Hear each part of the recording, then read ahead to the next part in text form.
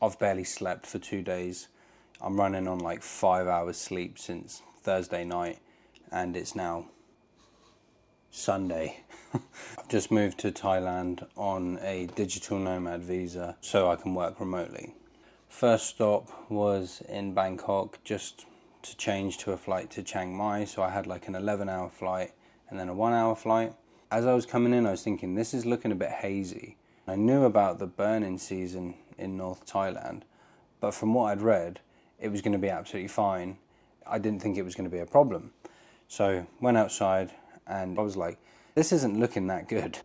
So at the time, it was the #1 worst air quality globally, ahead of Baghdad. And I was just so pissed off. I was so tired and I was like, I've booked a month here. What am I going to do? And I was just getting really wound up.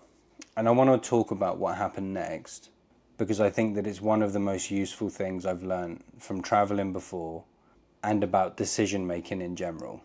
In the moment, I was texting my friend and I was like, I am fuming. He was like, why? What's the matter? And I was like, the air quality is worse than Baghdad. And the thing that was annoying to me is that this happened to me in Hanoi. Went to Hanoi at Christmas, I think 2024. It was just the same. Hanoi's like pretty high on that list. It's like 4th. And it just made me have to wear a mask outside. I didn't want to ride a motorbike. I didn't want to do any exercise outdoors.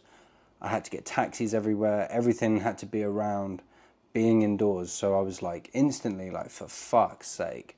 I was saying to him, I don't know if I'm going to be able to stay here. I think I might have to go back to Bangkok. I'd literally just come from Bangkok, so that was annoying to me as well.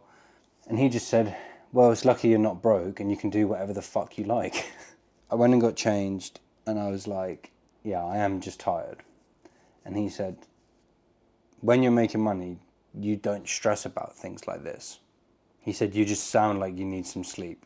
And I thought about it for a few minutes and I thought, yeah, this is just a challenge, but it's not an unresolvable problem. Like, I can either go somewhere else, or I can try and get a refund on the Airbnb, or I can just stay here and make do.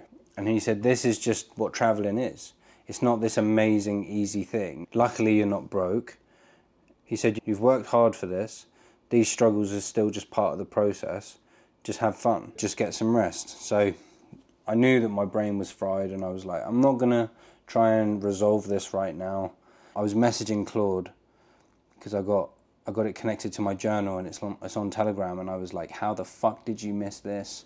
And it's like, don't worry about it now, just sleep. And I'm like, I've told you to fucking stop talking to me like that, you know? So I was getting annoyed at Claude. I was getting annoyed at myself. I couldn't believe that I was just in this totally avoidable situation. Anyway, I left, got a taxi to the hotel, which was 10 minutes from the airport. That's where I am now. And just went to sleep for, I think, about 5 or 6 hours. Then I was absolutely fine. So your brain, when you're running on no sleep like that, is impaired. You can't make decisions properly. You can't regulate your emotions properly. Your brain is just running in this degraded state. And even when you might feel like you're thinking clearly, you're just not. I was finding that I was getting more and more annoyed trying to resolve something that couldn't really be resolved there and then. And then the fact that it couldn't be resolved now was more frustrating. So there's this urge to try and close the loop right now, and that's what you think would be productive, but that's just kind of your brain not working properly. That you're anxious about being in some bad situation or something unknown, so you think that you have to close it right now. So my reaction and that frustration which I felt, I think it comes from this old software from when I couldn't solve my problems because I wasn't financially able to. And this is something I've had to think so many times and remind myself, this is actually not a problem because you can just leave. But my mind is acting as if this can't be solved. But it needs to be solved right now, but it can't be. And anyway, after I went to sleep, I went out for food. My headspace was completely different. I was walking around, it's really nice here. I went and got some face masks.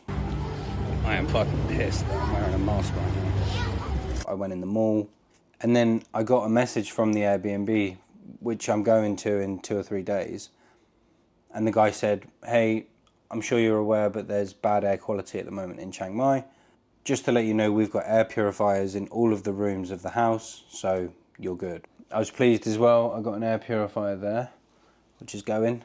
So now I'm kind of like, it's probably more hassle to try and get refunds and go somewhere else and all of that, because I actually do like it here. And I think for a short period of time, it's actually better for me to remind myself that I can operate in situations that are less than ideal, and that I can find a workaround. I can work something out instead of feeling like I can't do anything and that's frustrating. And that day one lesson is pretty much what it took me a year of traveling before to realize. So it's just a nice reminder that this isn't going to be smooth. You're going to run into some crazy random problems. You're probably going to be tired. You're probably going to be stressed. You're going to get really frustrated.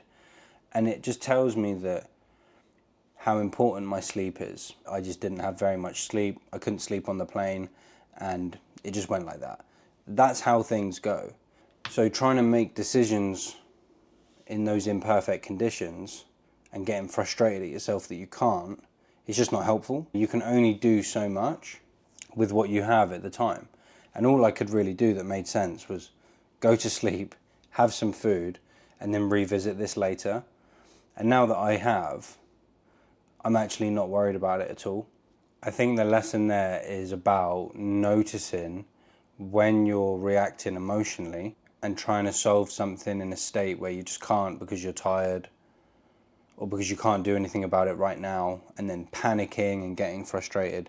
Like catching yourself doing that and giving yourself a bit of a gap or a pause or just stepping away from it so that you can actually realize I am not in a state to deal with this right now. That's super important. Like, you are a human and you are massively affected by so many different things. Noticing when your decision making isn't going to be perfect is an important mechanism to be able to make better decisions.